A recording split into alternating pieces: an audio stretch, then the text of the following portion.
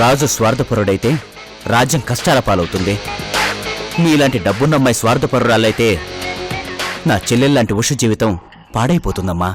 C mister Badri, స్వార్థం అవకాశం అనేవి ఒక పక్షి లాంటివి.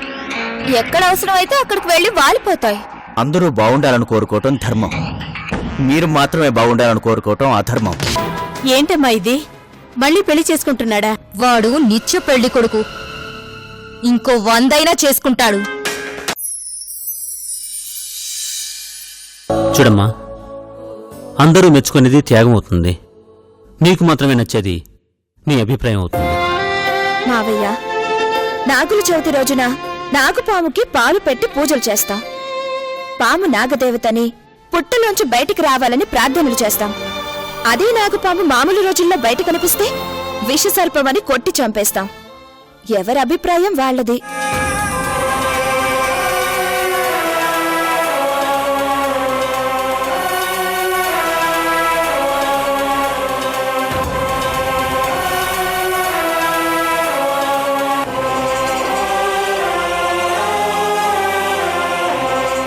నా త్యాగం ఇప్పుడు మీకు విషసర్పంలా కనిపించచ్చు. ఏదో ఒక రోజున నాగదేవతలా కనిపిస్తుందనే నమ్మకం నాకుంది. ఇంత తెలివైన దానివి ఎప్పుడైపోయావు ఉషా? తెలివైన భర్తను చేసుకుంటే తెలివైన దాన్ని కాకుండా పోతానా? ఆలోచించమ్మా అని అడిగే వాళ్ళని ఎగ్జాంపుల్స్తో సహా కన్విన్స్ చేయడానికి సిద్ధంగా ఉన్నావు. నిన్ను మార్చలేమని తెలిసినా మా మనసు ఊరుకోవడం లేదు. వద్దు మావయ్య, నీది వృధా ప్రయత్నం. నువ్వు తిని బావా. నువ్వు తినకపోతే నా మీద ఒట్టే.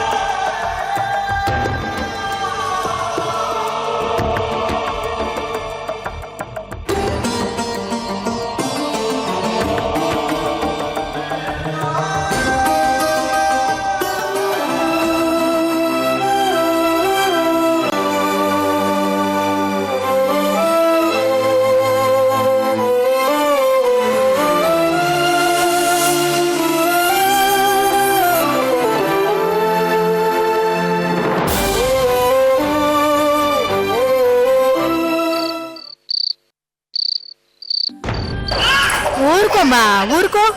అన్నం పెడితే తినవు, పాలు పడితే తాగవు, జో కొడితే నిద్రపోవు. అబ్బబ్బబ్బా, ఎలా తల్లి నీతో? ఊరుకోమ్మా, ఊరుకో, ఊరుకోమ్మా. సరే సరే సరే సరే. అరే రే రే రే రే. జానకమ్మ, అమ్మా, పాపని ఇలా తీసుకురా. అరే రే రే. ఊరుకోమ్మా. లేదు లేదు లేదు.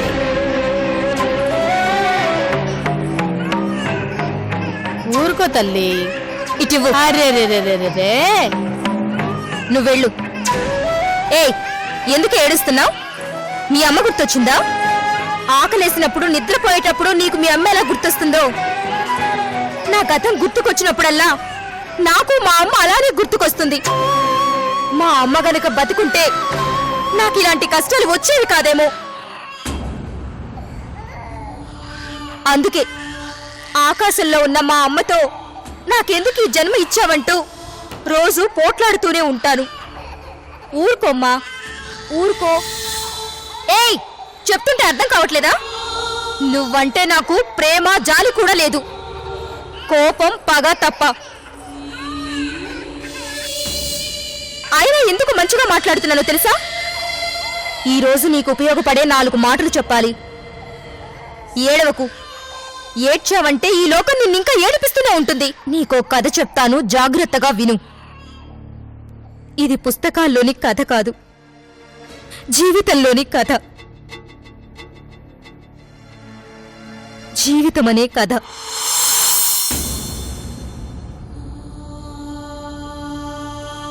పుట్టగానే అమ్మను కోల్పోయి తాతయ్య దగ్గర గువ్వ పిట్టలా బతికిన నేను ఒక రాబందు అహంకారానికి అడ్డుపడ్డానని నా మీద పగబట్టింది.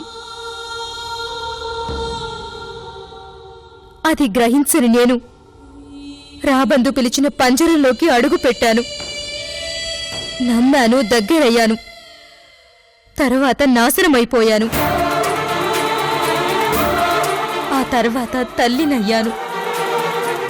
నా కడుపులో మా అమ్మే పెరుగుతుందని సంతోషపడిపోయాను. మా అమ్మ నన్ను చూడలేకపోయినా మా అమ్మను నేను చూడాలని బిడ్డను కన్నాను. పురిట్లోనే చంపుకున్నాను. పిచ్చిదాన్నైపోయాను. ఆ తర్వాత ఉన్మాదిలా మారిపోయాను.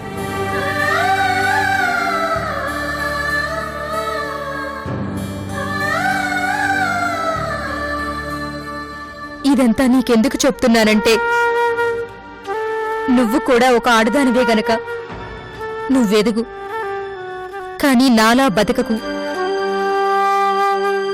ఎప్పుడైనా నువ్వు మగాడిని కలుసుకునే పరిస్థితే వస్తే కలువు, కానీ నమ్మకు.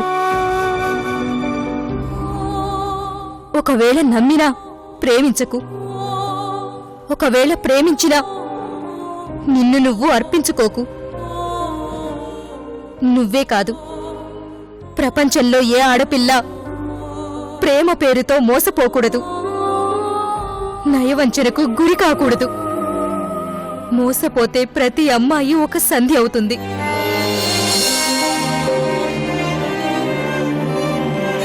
బలాత్కరించబడితే ప్రతి అమ్మాయి ఒక నిర్భయ అవుతుంది. ఎందుకంటే ఆడది అర్ధరాత్రి స్వతంత్రంగా తిరగడానికి ఇవి గాంధీ గారి రోజులు కావు, గాడ్సేల రోజులు. అర్థమైందా? ఈ కథ విన్న తర్వాత కూడా నీకు నిద్ర రాలేదా? పోనీ పాట పాడతాను, నిద్రపోతావా?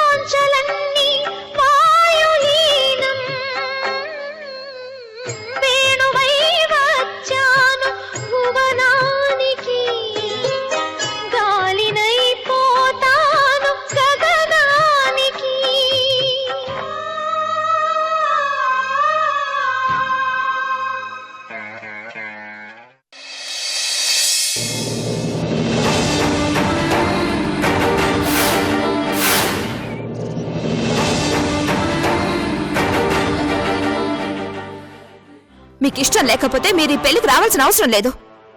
ఈ పెళ్లి పెద్దని మాత్రం నేనే అవుతాను.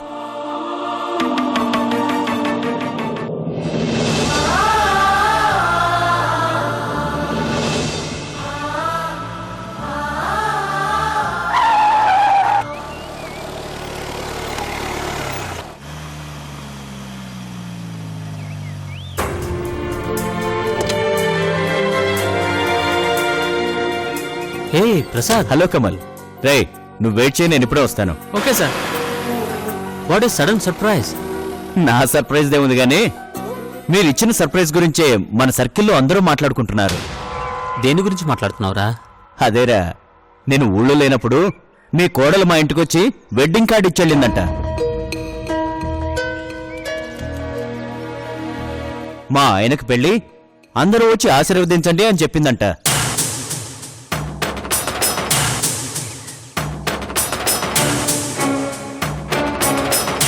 మా మిస్సెస్ చెప్తుంటే అదేదో రియాలిటీ షో ప్రోగ్రామ్ చూస్తున్నట్టు చూస్తుండిపోయాను. అది నిజమేనని తర్వాత రియలైజ్ అయ్యాను.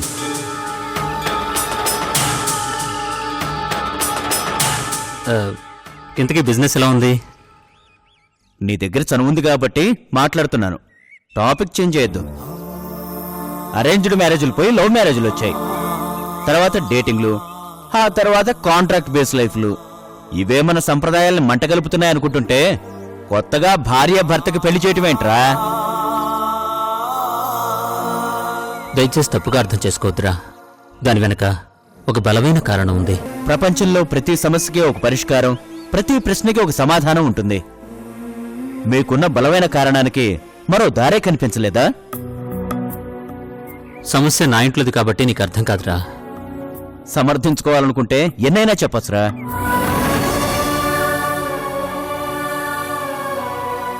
కమల్ అంటే కార్ మెకానిక్ నుంచి కోటీశ్వరుడు అవ్వచ్చు అని చెప్పడానికి బెస్ట్ ఎగ్జాంపుల్. నువ్వు అలా మాట్లాడదురా.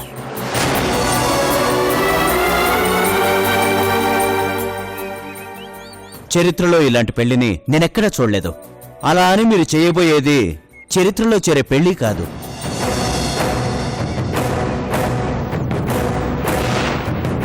కమల్, మనం చేసే పని నలుగురికి ఆదర్శంగా ఉండాలి, అసహ్యంగా ఉండకూడదు.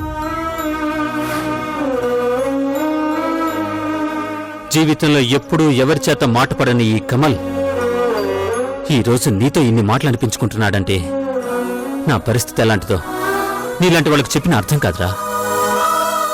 సరేరా, నా మాటలతో నిన్ను బాధ పెట్టుంటే నన్ను క్షమించు. కానీ ఒక్క విషయం, నీ కోడలు గౌరవంగా వచ్చి నాకు కార్డిచ్చిన విలువలు కోల్పోయిన ఆ పెళ్లికి నేనొచ్చి నా గౌరవాన్ని పోగొట్టుకోలేను.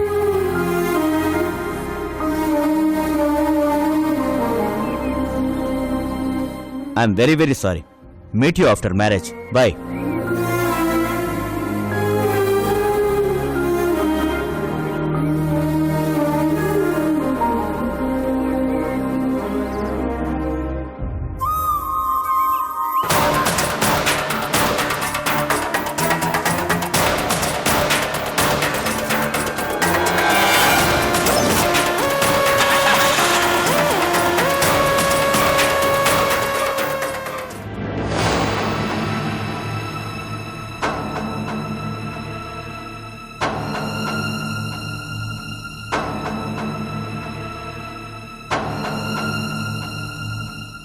కాఫీ తీసుకోండి.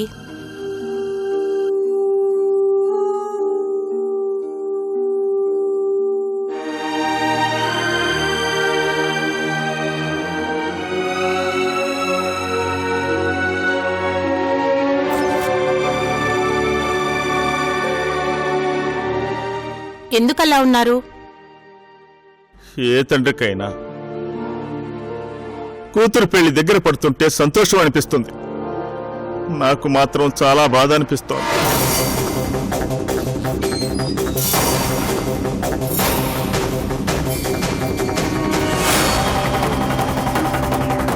కృష్ణరాజు గారు,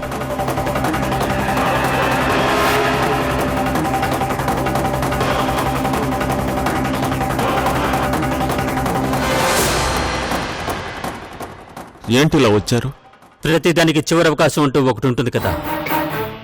ఆ అవకాశమైనా జరగబోయే పెళ్లిని ఆపగలుగుతుందేమన్న ఆశతో వచ్చాను. ముందు కూర్చోండి. మీ మర్యాదల గురించి చూసుకుంటే అవతల సొసైటీలో నా కుటుంబ గౌరవం మంట కలిసిపోతుంది.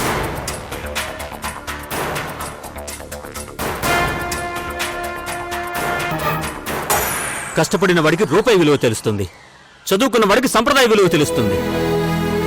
తరతరాలుగా మా వంశం విలువలకే మొదటి స్థానం ఇచ్చి నలుగురిలో గొప్ప పేరు సంపాదించుకుంది.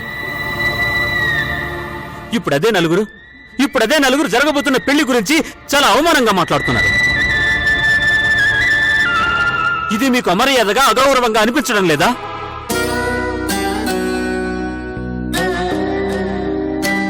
ఉన్న ఒక్కగానొక్క కూతురు కోసం అవమానాలు భరించక తప్పదు సార్. మీ కూతురంటే మీకు ప్రేమ ఉండొచ్చు, మీ కూతుర్ని మీరు నెత్తి మీద పెట్టుకుని చూసుకుని ఉండొచ్చు. నీలాగ ఎదుటి వాళ్ళు కూడా వాళ్ళ పిల్లల్ని గుండెల్లో పెట్టుకుని చూసుకుంటారని ఎందుకు ఆలోచించారు సార్? మీ బాధ మాకు అర్థమవుతుంది, కానీ ఏం చెయ్యలేని పరిస్థితిలో ఉన్నాం. చూడండమ్మా, పిల్లలు తప్పుడడుగులేస్తే సరిదిద్దే తల్లిదండ్రులు తప్పుడు నిర్ణయాలు తీసుకున్నప్పుడు సరిదిద్దకపోతే వాళ్ళ భవిష్యత్తు పాడైపోతుంది సార్. మీరు నాకన్నా గొప్పవారై ఉండొచ్చు, ఎక్కువ స్థాయిలో ఉండుండొచ్చు, కానీ ఆ స్థాయిని అడ్డం పెట్టుకుని నా కోడల్ని ఎమోషనల్ బ్లాక్మెయిల్ చేసి నా కొడుకు జీవితంలోకి రావడానికి మీ కూతురు చేసిన ప్రయత్నం మంచిది కాదు రాజుగారు. చేజారిపోతున్న నా కొడుకు జీవితానికి పునర్జన్మనిచ్చి మాకప్పగించింది మా కోడలు. తను మా కోడలు కాదు, మా ఇంటి దేవత.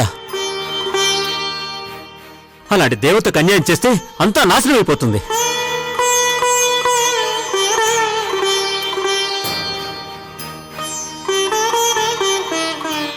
మీరన్నట్టు మా కూతుర్ని మేము ఆడిందే ఆటగా పాడిందే పాటగా పెంచాం. ఆ అతి ప్రేమే ఇంతవరకు దారితీసింది. మమ్మల్ని క్షమించండి. చూడండి, పెళ్లి జరిపించడానికి మీరు చూస్తున్నారు, పెళ్లి ఆపడానికి నేను ప్రయత్నిస్తున్నాను. గెలుపోవటంలో కాలం మీద నిర్ణయిస్తుంది.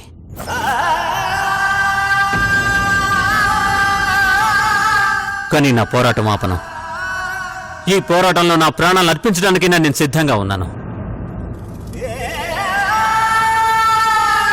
పెళ్లి మాత్రం జరగనివ్వను. అర్థించడానికి వచ్చి ఆజ్ఞాపించి వెళ్తున్నాను. Mind it.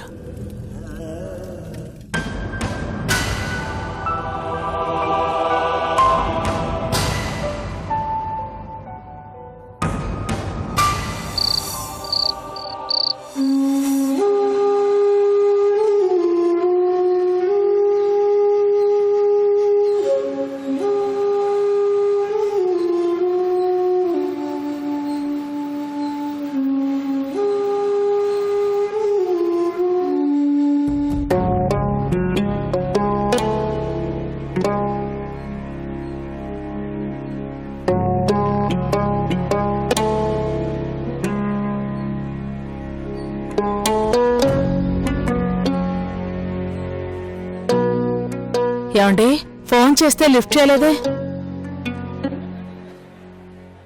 ఏమైందండి? ఎందుకలా ఉన్నారు? బయటికి వెళ్ళాలంటేనే భయంగా ఉంది స్నేహ. ఏం జరిగిందండి?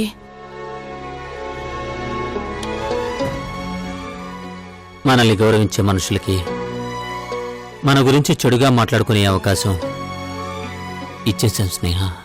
ఏమైందండి? ఎవరైనా ఏమన్నా అన్నారా? ఒకరు కాదు, కనిపించే ప్రతివాడు అంటున్నాడు.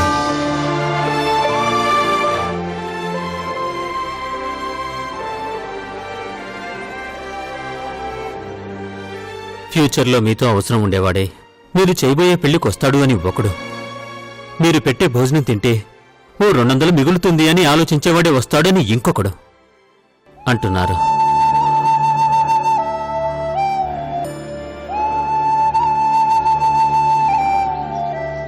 మరొకడేమో కమల్ గారు మనలాంటి వాళ్ళు నలుగురికి ఆదర్శం కావాలి, కానీ అసహ్యం కలిగించేలా ఉండకూడదు అంటూ పెద్ద పెద్ద మాటలంటున్నారు.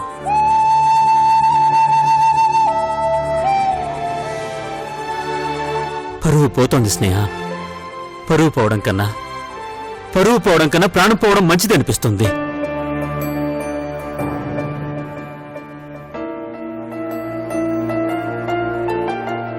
ఏంటండి ఆ మాటలు?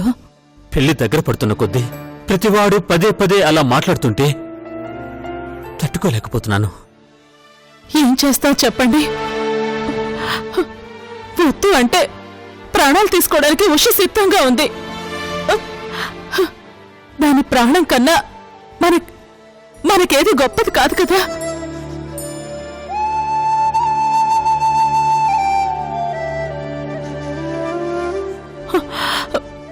తప్పేనండి, మనం చేస్తున్నది తప్పే, నేను కాదంటలేదు. మన గురించి మాట్లాడుకునే వారికి మనం ఎలాంటి పరిస్థితుల్లో ఉన్నామో తెలియదు కదా.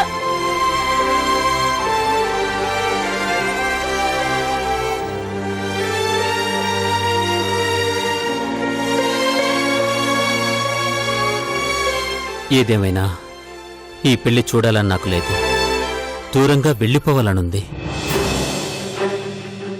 పిల్లల్ని కాదనుకుని ఎంత దూరం వెళతారు చెప్పండి? మీ అందరికీ అందనంత దూరం. ఏంటండి, ఏంటా మాటలు? అవును స్నేహ, పెళ్లిని ఆపలేని అసమర్థ స్థితిలో ఉండడం కన్నా చావడమే నయం.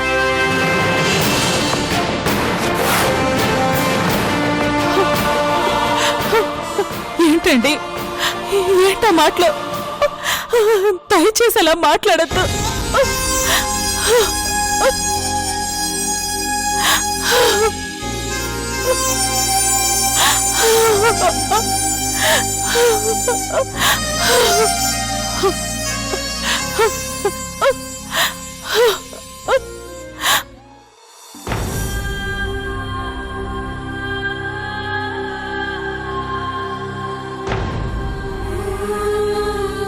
రావుషా, కూర్చో. నా భర్తకు రెండో పెళ్లి.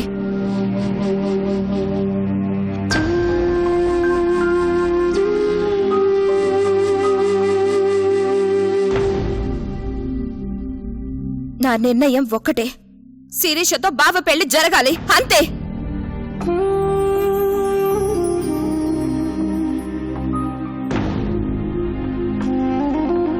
మళ్ళీ అదే మాట మాట్లాడతావేంటి? అవును, మీరు నన్ను తాత్కాలికంగా కాపాడుకున్నారు, శాశ్వతంగా కాదు. నేను అనుకున్నది జరగకపోతే ఈ రోజు విషయం రేపే బస్సో ట్రైనో.